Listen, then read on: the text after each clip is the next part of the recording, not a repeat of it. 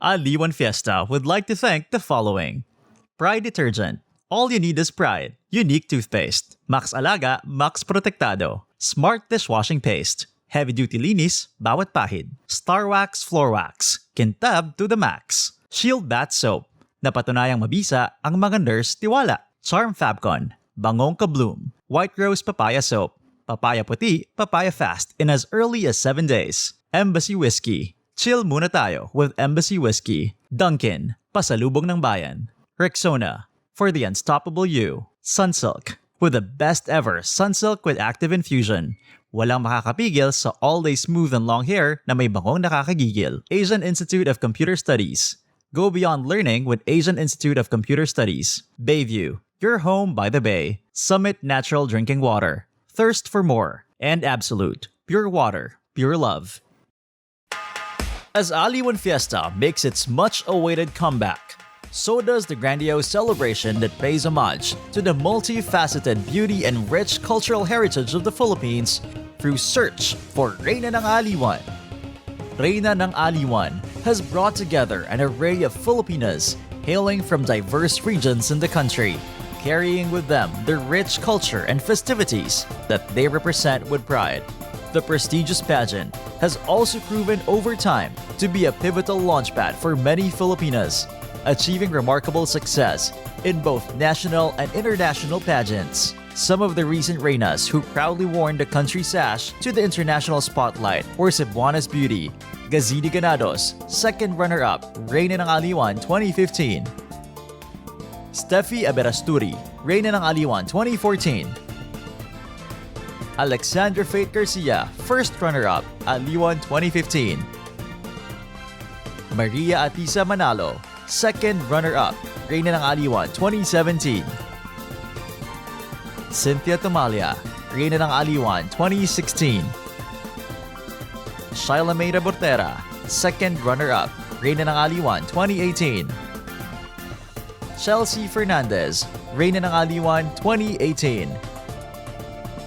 After 3 long years of her reign, Reyna Ng Aliwan 2019, Roy Neve Comanda of Baguio's Panagbanga Festival is more than ready to meet her successor from the 20 lovely ladies across the Philippines. Who will step up to the plate and embody the essence of a festival queen? Few more days and we will meet the next Reyna Ng Aliwan.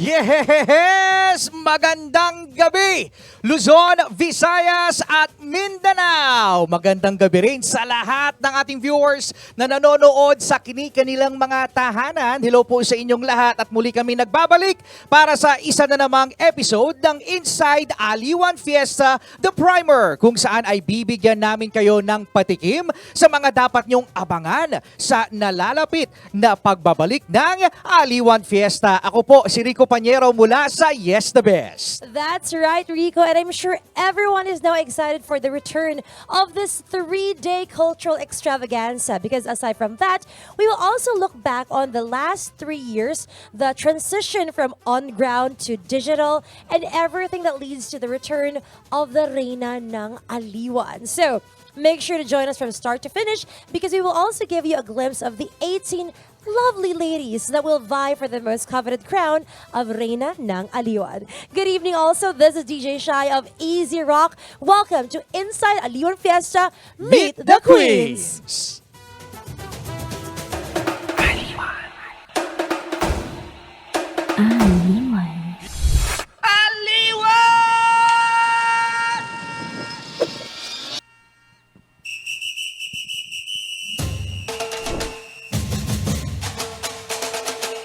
Napakaganda naman ang aking partner. Bagay na bagay sa ating episode ngayon, Reyna Ng Aliwan. Actually, I was asking for my crown earlier.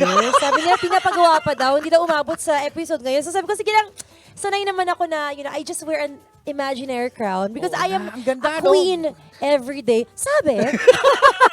Alam mo siya, kanina while they are playing the history of Reyna ng Aliwan, napalook back din ako with how far Manila Broadcasting has come in producing these kinds of beauty queen. Di ba? Talaga nga namang pang world class. I agree, Rico. MBC has proven again and again its capability in launching beauty queens that can compete in the national and international scene. One of them is Miss Earth 2008, Carla Henry, our Reyna ng Aliwan of 2006, as well as Jamie Herrel, Reyna ng Aliwan of 2013, and of course, she was Miss Earth 2014. Both from Cebu's Sinulog Festival. O, diba?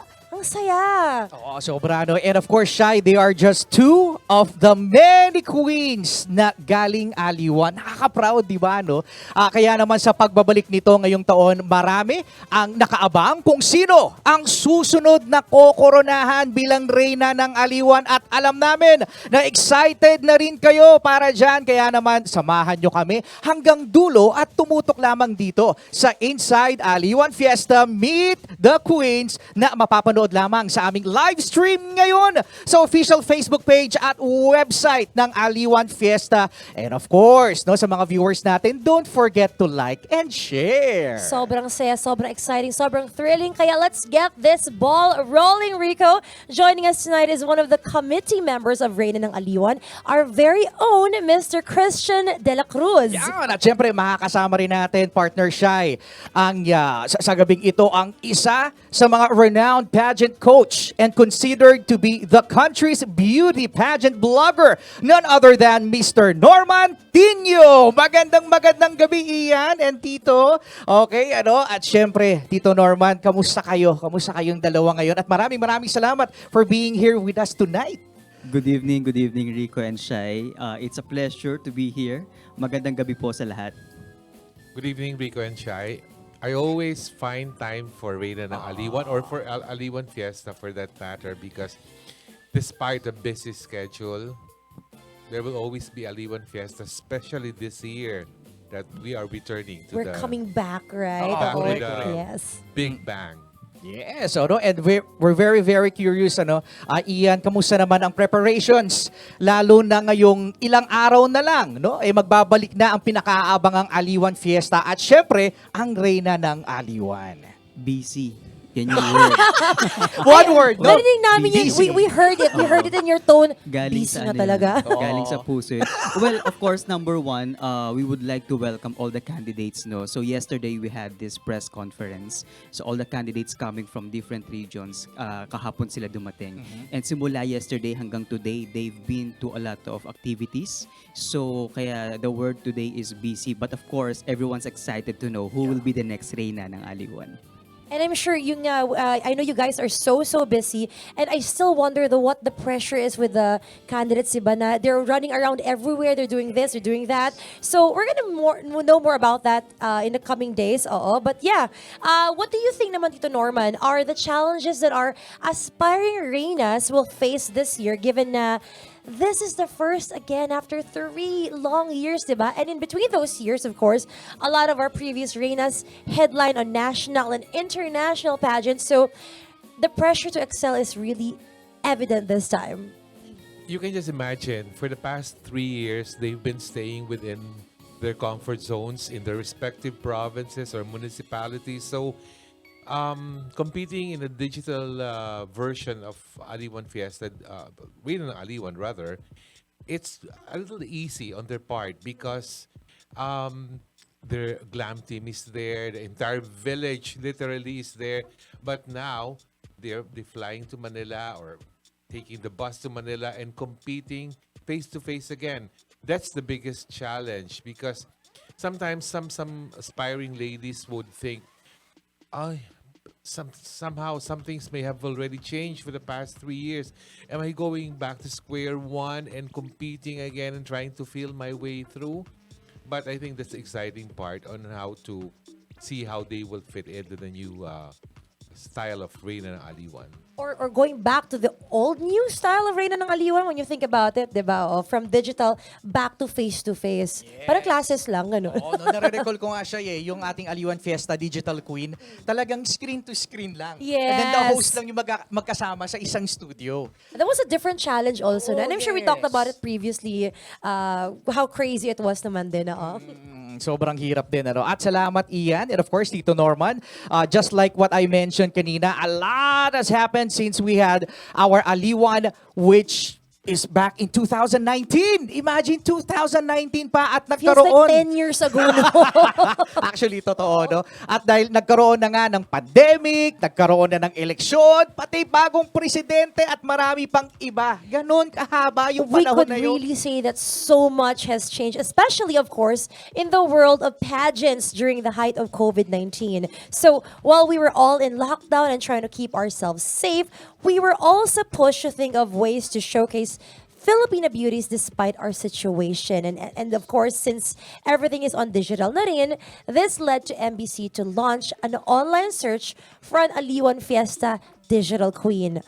Tito Norman and Sir Ian, can you just give us a quick rundown of the transition from the usual ground pageants to biglang online search through the Aliwan Fiesta Digital Queen? Siguro I'll start, Tito Norman, no, coming from MBC's point of view. Well, it's a challenge also for MBC because it's our first time to actually mount a virtual pageant. No, when launching a virtual pageant, it changes a lot. Meaning, from physical to virtual, even the process, even the mechanics, we have to go through each, no? Kumbaga, yung committee natin talagang inisa-isa yan. Even the criteria for judging, even how we ensure that yung mga candidates natin will have to comply with the material. So lahat yan inisa-isa natin. So the transition is actually not easy because from face to face, going virtual, you know, a lot of things na hindi pa tayo sanay, no? And I think we're glad to say that MBC together with the candidates, no, especially Aliwan Fiesta Digital Queen, we were able to pull off, you know, a great 3-year run for AFDQ. And in fact, one of the winners actually joined Binibining Pilipinas, or Miss Universe Philippines rather, representing Agusan del Norte. I think the biggest challenge for MBC was for the setup and everything, because when you're mounting a digital pageant, it all rests on how the team at MBC would actually set up everything, the stage, the connections, and on the side of the candidates, the biggest challenge was how can I register at my best in videos or in photos, because the judges are relying mostly on how you look. Are you pretty when you're saying something in front of the camera? Because the usual contest is when everything is face-to-face. You're there, the judges are here, and everyone is moving at a normal pace. But in the digital, it's harder. What if, for example, you look different in videos? You feel in real life, okay ka naman tignan, but then suddenly when you're on video and the judges are judging you, iba pala yung itsura mo. No, that's one challenge. Yeah. And I think we should also really give props to our provincial stations kasi all the time naman, every Aliwan Fiesta, they have their participation, but during the AFDQ, ibang level. Grabe yung team. Oo. Grabe yung support ng mga provincial stations natin. So we also have to give props to them. Diba? Imagine the editing pa lang siya. Oo. Tapos iba't ibang lighting yan, i-treatment. So lahat yan talagang... And the hundreds of Zoom meetings, Oo. di ba? Napagod siguro talaga sila dun. No? But yeah, Oo. we made it work. MBC really did make it work. Yes. Complimenting ourselves, bakit ba? Correct. Ano? Ang galing-galing. Grabe kasi siya. Yan, no? Akalain mo, nakatatlong taon din. No? 3 season ng Aliwan Fiesta Digital Queen at pinatunayan lang talaga nito how adaptive Filipinos are sa kahit anong sitwasyon, no? And to think na ibang klaseng putahe naman ang ino-offer nitong AFDQ sa Reyna ng Aliwan. Talagang swak na swak for a digital queen. Pero ayun nga, no, after 3 long years, finally, eto na, nagbabalik na dito, no, sa streets of CCP Complex para sa Reyna ng Aliwan. Okay, no, para sa inyo, Ian, on the digital media perspective naman, ano yung pinakamahirap na parte dito sa preparasyon ng pagbabalik natin sa Reyna ng Aliwan ngayong taon? I won't say as in mahirap, no, but basically it's a challenge siguro for the side of MBC as organizers and even the candidates. Lahat tayo siguro nangapa. I mean, given the 3-year gap, nung nag-virtual tayo, nung nagkaroon tayo ng pandemic, I think we've learned a lot of things, and at the same time, may mga nagbago din, especially in terms of events, offline, whether online or offline. No? So sa pagbabalik ng Reyna ng Aliwan ngayon, I think it's also a challenge for MBC and the candidates to really get that, parang gold, glitter, glamour doon sa stage ulit. Kumbaga yung hinahanap ng audience natin. But at the same time, representing our festivals very well, no? Siyempre dun sa candidates, sila yung inaasahan ng kanya-kanyang festivals to be the voice, to be the face, no, nung kanya-kanyang festivals. And we really look forward to that, no? Especially yung mga candidates. And these candidates, talagang tingin namin talagang puspusan din yung preparation nila, no, when it comes to going back to face. So I think it's really hard. I mean, there's really a challenge because coming from pandemic, coming from virtual, going now to offline or live event. Sabi nga ni Tito Norman kanina, di ba, na you literally have your village with you during the digital, but now you have to bring that village with you to Manila or wherever you're coming from. Well, para sa inyo naman po, Tito Norman, on the candidate's perspective, ano yung pinakamahirap na parte dito sa preparasyon ng pagbabalik natin sa Reyna ng Aliwan this year? I think the hardest part was getting used to the pandemic version during the past 3 years because everything was just convenient. It was comfortable.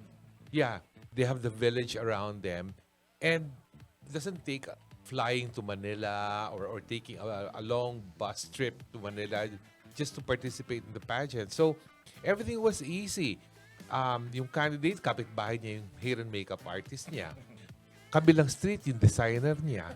Tapos yung LGU niya, isang tricycle ride away. Everything was just so easy. So, I think the biggest challenge na gagawin ng mga candidates was paano mag-a-adjust dun sa hindi ko basta-basta matatawagan yung aking team. They're so far, they're in the province. They might follow, pero siguro on the finals night na lang. May naiwan bigla doon. Ganun. How does it happen? Those are the things that they took into consideration before going here because a lot of them might have already missed. Ano nga ba nangyari noong 2019 when we had the last physical pageant of Reyna ng Aliwan.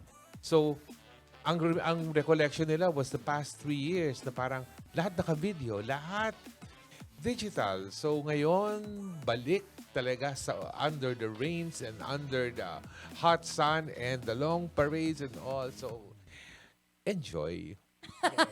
Enjoy naman rin pa rin talaga, di ba? These are truly queens in their own ways. And speaking of queens, we have 18 lovely and gorgeous ladies from different parts of the Philippines. And I'm sure Rico, Tito Norman, and Sir Ian, these ladies are going to give our judges a hard time in choosing who will be the successor of our Reyna ng Aliwan 2019, Roy Neve Comanda of Baguio City.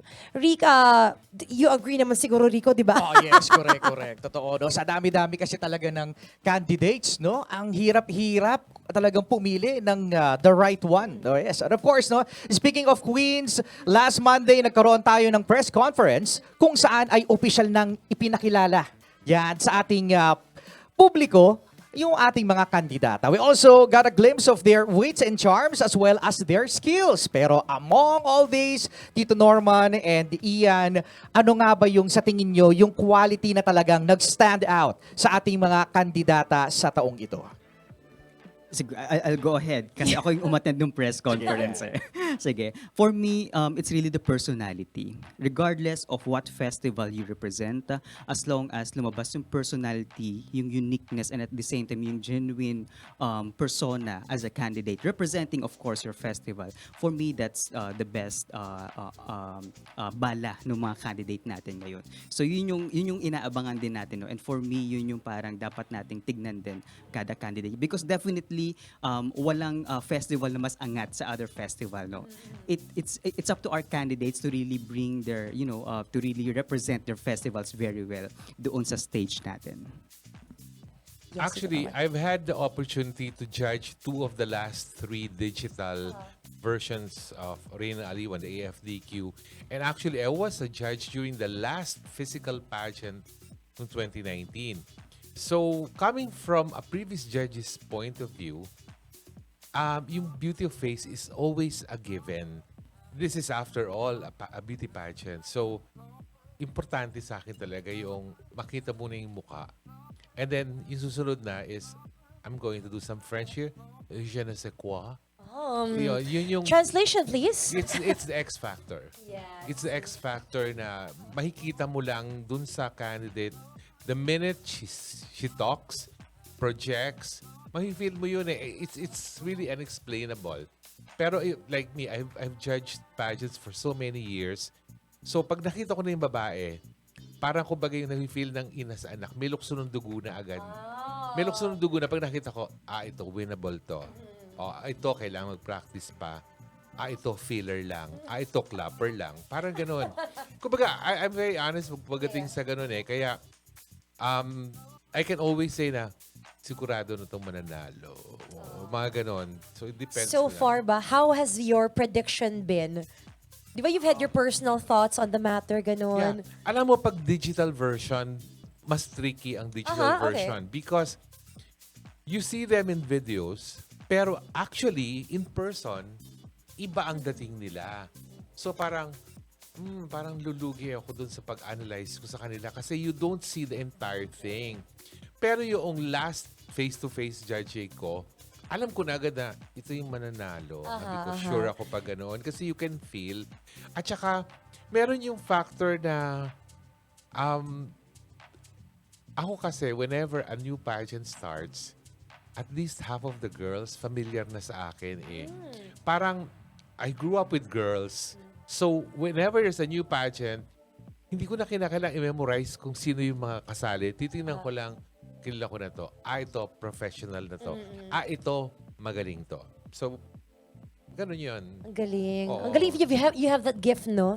Oo. Yes, sa Gift amin. of judging. The good kind. The good kind. Yes, of course. Well, another requirement for the Reyna ng Aliwan is the festivities their provinces or city offers. So, para sa inyo po, Tito Norman and Ian, gaano ba ka-importante ang representation ng mga Reyna sa kanilang mga festival?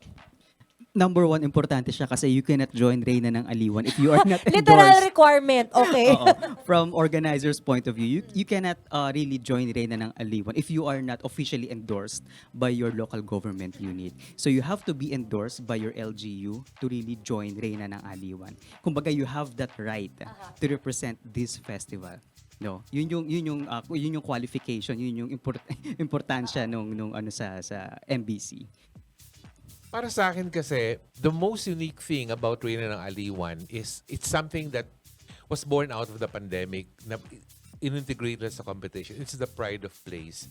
Ang saya-saya ko palagi sa pride of place because it gives more importance to not only the tourism efforts but the beauty of their localities or their municipalities.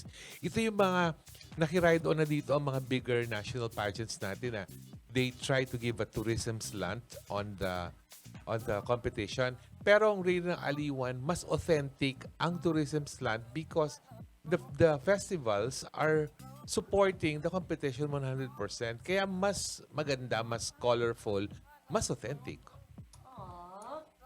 Totoo lang. At syempre, sa totoo lang, Shai, hindi ako kandidata. Oo. Pero feel ko talaga. Oo, no, yung yung excitement, no, sa mga ganap para sa Reyna ng Aliwan, yung pressure, na tinatawag natin. Yan, no. During our hiatus in the past 4 years, marami na sa ating mga homegrown Reynas ang nag-uwi ng iba't ibang mga corona. And even before that, Rico, Reyna ng Aliwan has become a pivotal launchpad for Filipinos to strut their way in some of the most prestigious pageants across the country and the globe. Of course, among them is Reyna ng Aliwan 2018 Chelsea Fernandez of the Sangiao Festival in Tacloban, Leyte. And in 2022, she represented the country at the Miss Globe in Albania, where she finished at the top 15. Galing naman. Another homegrown Reyna is Alexandra Faith Garcia, who made history as the first Filipina to ever win the Miss Aura International in 2021. She joined Reyna ng Aliwan noong 2015 representing Zambales, Dinamulag Festival and emerged as first runner-up. And one of the crowd favorites, Cynthia Thomalia, also brought pride to the country when she was named Miss Eco International back in 2017. Cynthia was a victor of the 2016 Reyna ng Aliwan, where she represented Cebu's Sinulog Festival. And speaking of Cynthia, by the way, Tito Norman, Sir Ian, she's just among all our past queens who have been very supportive of all our activities, knowing how busy she is with her acting career, Like, nagawa niya pa rin talagang continuously supporting Aliwan Fiesta, which, by the way, I just really have to emphasize this. Aliwan Fiesta, the 3-day event, is all free, So you could watch the Bente Naman Jam, the Reyna ng Aliwan, and the parade and all that for free on July 13, 14, and 15. Ayan. Libre po Again, libre para sa lahat. Punta lang kayo dito. And going back nga, na ang galing lang na these queens are still continuously supporting Aliwan Fiesta. We're taking pride, as organizers and of course as Aliwan Fiesta. Kumbaga, MBC together, of course, with LGUs of Manila, Pasay, CCP, we just really want to make sure that we have this event to promote culture, tourism, kung ano man yung even yung mga local products that we have through our regional bazaar, But at the same time, we really take pride because these candidates, they really take a step further after Reyna ng Aliwan. Some of the pageant media nga, they really coined this term na parang, if you want to take a step further in terms of national pageant, nagisimula talaga sila sa Reyna ng Aliwan. So parang, if you really want to have that career in terms of pageantry, sali ka muna ng Reyna ng Aliwan. Because again, sa Reyna ng Aliwan, these are already winners, festival queens na itong mga to. So, nagisimula sila sa Reyna ng Aliwan. Then after that, they even joined other bigger pageants like Binibining Pilipinas, Miss Universe Philippines, and so forth. Reyna ng Aliwan kasi, it always holds soft spot in the hearts of the previous winners and finalists or runners-up. Because the minute they graduate from Reyna ng Aliwan and they go to the other big league pageants like Binibini and Miss Universe, Miss World, yung mga pageants na yun, sila mismo nagko-compete na with one another. Kaya parang yung mga candidates, nagko-compete na rin among themselves. But at the end of the day, they return to the heartwarming touch of Reyna ng Aliwan kasi doon sila nagsimula, and that is the competition that gave them the biggest break of their pageant careers. It's less of a stepping stone but more of a stepping stage. Parang ganun, no? Yes. Stepping stage si Aliwan Fiesta for much bigger world level stage, di ba? Yes. At saka we're very supportive kapag nalaman namin na isa sa mga kandidata yung sumali sa ibang pageant. Uy, siyempre, suporta yung... Sa amin yan, gano'n. At isa pa, isa pang Cebuana na nagpakitang gila sa kanyang galing sa national stage ay itong si Steffi Rose Abrasturi. She was crowned Reyna ng Aliwan in 2014, and since then, she was able to soar with more titles under her name kasi in 2021.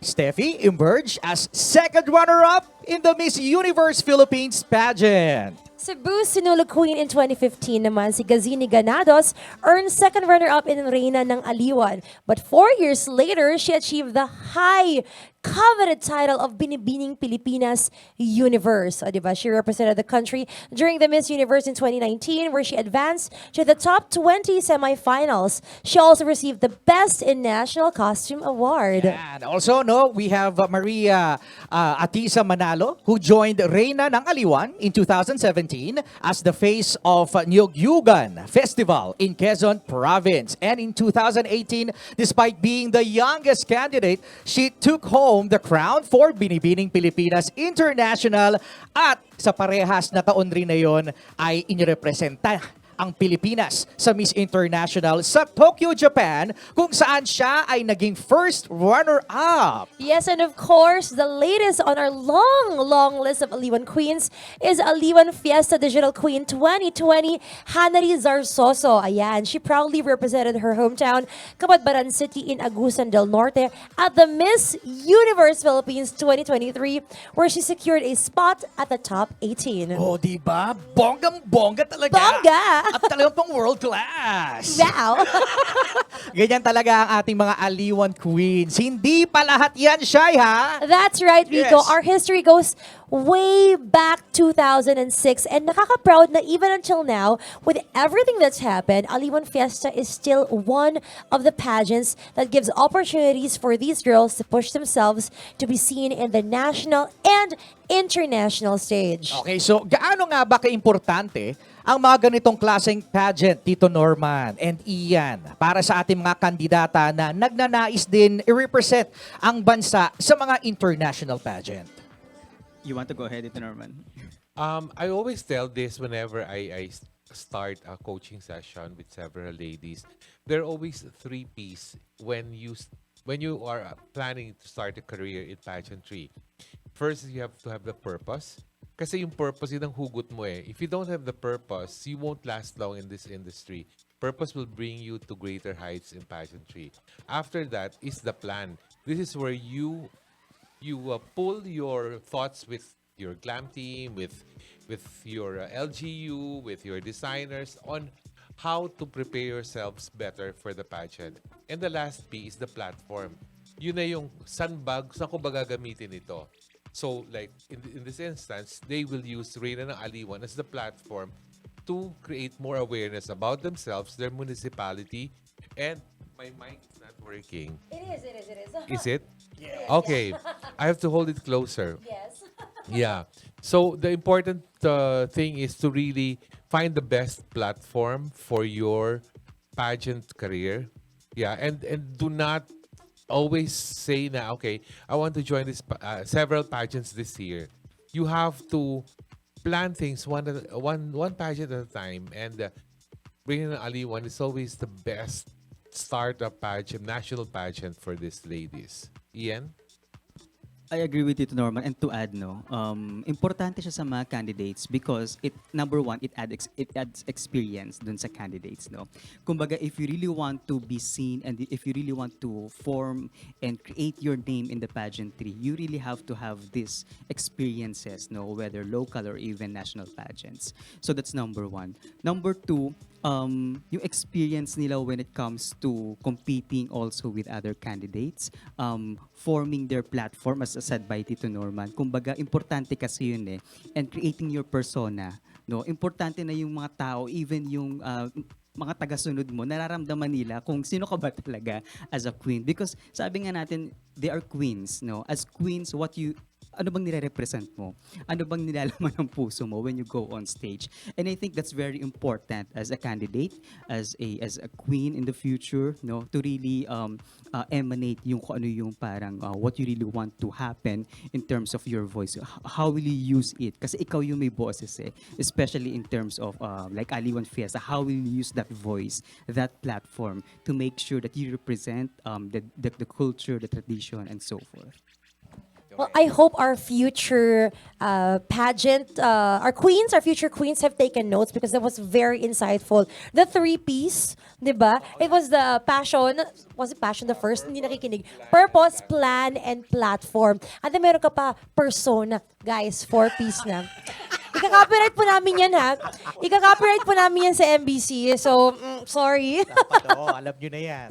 Well, what else can we say? Kasi Aliwan Queens are all handpicked by our meticulous judges, and they made sure that they will always stand out with their beauty and wisdom wherever they go. Yes, no? Iba talaga ang galing Aliwan, ano? At syempre, yung mga nanggaling sa Aliwan talagang magagaling. And this time, Shai, tingnan naman natin ang pulso ng ating mga viewers na nanonood ngayon at kung ano nga ba ang nararamdaman nila, no? Syempre, excited, oo, no? Dahil papalapit na ang ating Aliwan Fiesta. Tara't basahin natin ang mga naiwang komento ng ating mga viewers sa ating Facebook pages. Okay, ano, sa ating Facebook page ng Aliwan Fiesta. Eto na. Ayan. Yes, sabi dito ni Miggy Acosta, Migalios Shai, Reyna ng Aliwan has been the stepping stone for all aspiring Filipinas to be discovered. Mabuhay Reyna ng Aliwan, mabuhay Aliwan Fiesta. Thank you for that comment. Jennifer Gulmatico says, ang ganda ng mga beauty queen contestants sa Aliwan Fiesta.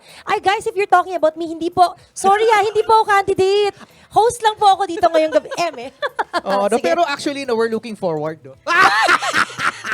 Thank you naman. No, for shy to join. Sabi naman dito ni Rochelle Parco, go at Timonan Queen Natalia for the crown and for our town. Ayan, may mga favorites na Good sila luck. dyan. They're already voicing it out. Well, we have so many comments, but we don't have time to read them all. But thank you. We really appreciate all the support you're giving us today. Well, this time, Tito Norman and Sir Ian, please walk us through on what makes the Reyna ng Aliwan unique and must watch this year. I mean, like, what should the audience look forward to?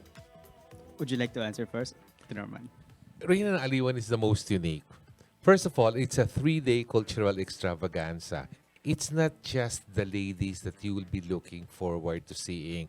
You have the street dance, you have the floats and everything. So it's actually an all-in-one, parang one-stop pageant siya for everything extravagant about our culture, about our festival. So what more can you ask for? Sa mga beauty pageants nga, maraming mga bawal dyan. Hindi ka basta-basta pwedeng umattend. Ito, libre.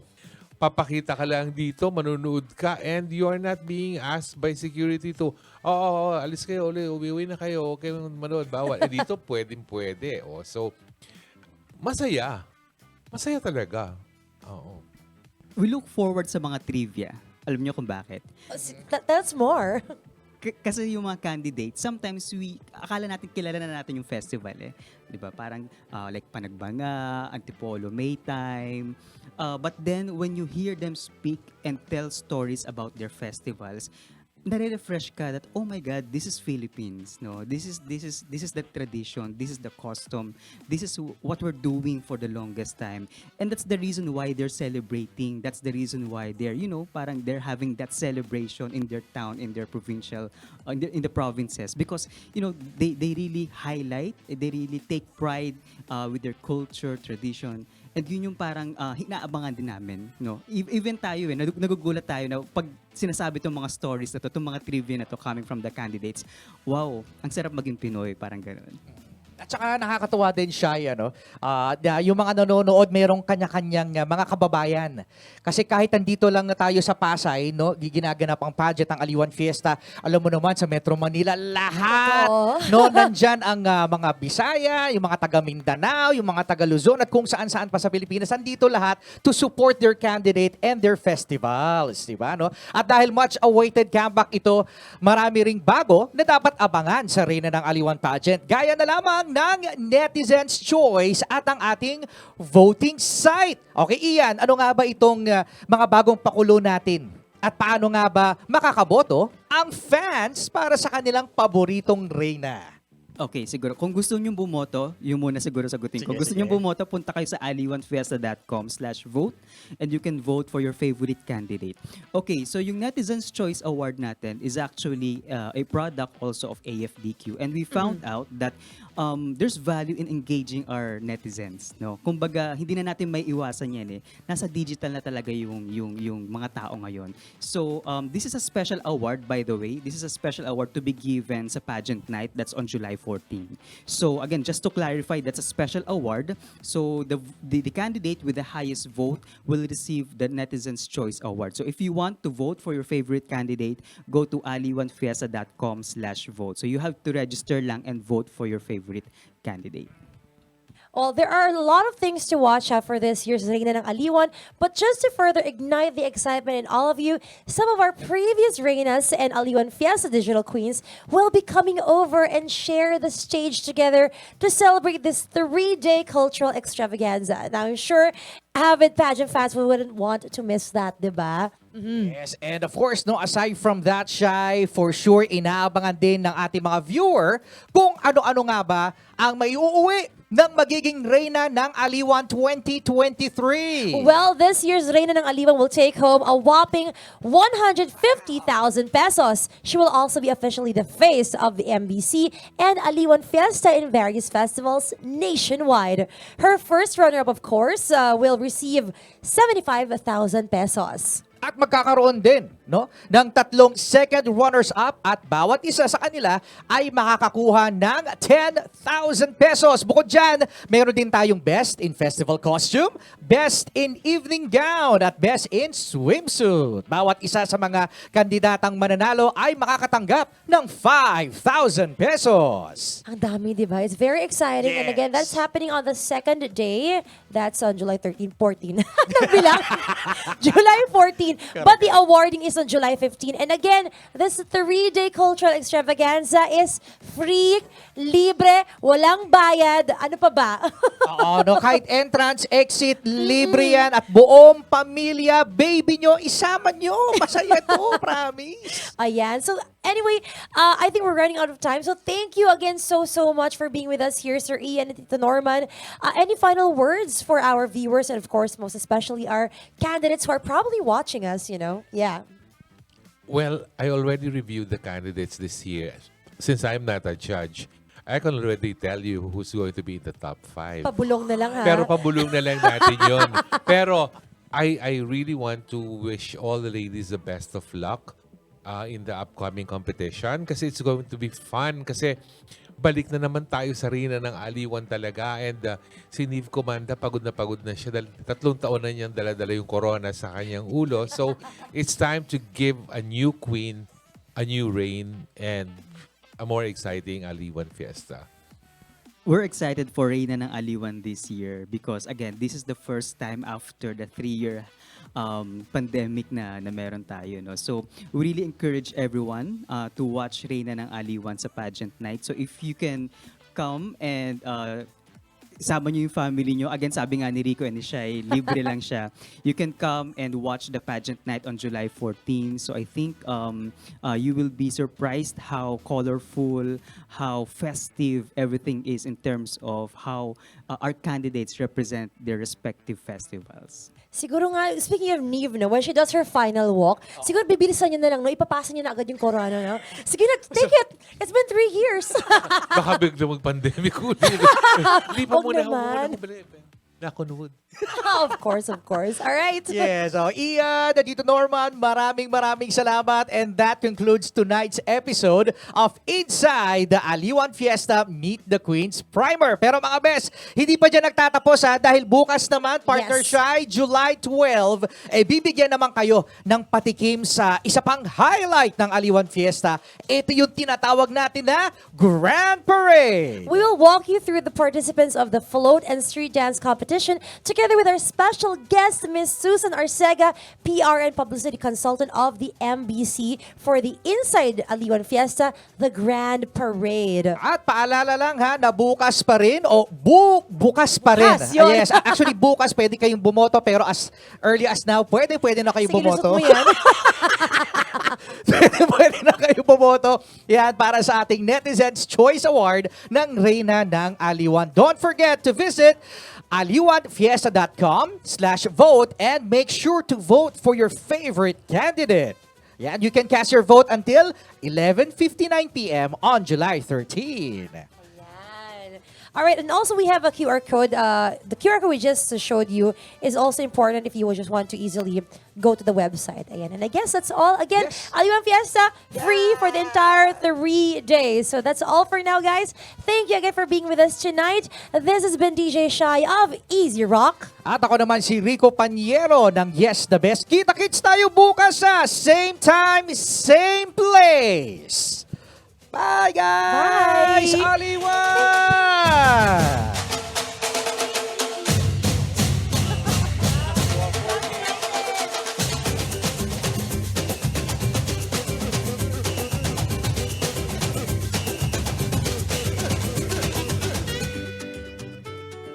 Aliwan Fiesta would like to thank the following.